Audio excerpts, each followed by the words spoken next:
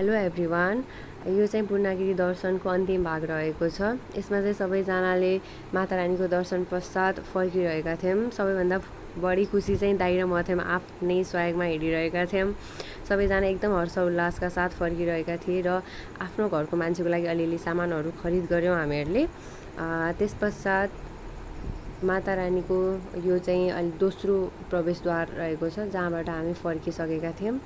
र चाहिँ सबैजना ओह्रालो झर्दै गफ गर्दै जय माता दी गर्दै सबैजना फर्किरहेका थिए। एकदमै ओह्रालो थियो। र यो चाहिँ पहिलो द्वार, पहिलो सिडी जहाँबाट प्रवेश गरिन्छ। र त्यस पश्चात सबैजना गाडीमा बसे। सबैलाई प्यास लागेको थियो। गन्नाको जुस खाने ठाउँमा सबैजना रोकिएर सबैले एउटा ग्लास गन्नाको जुस खाए।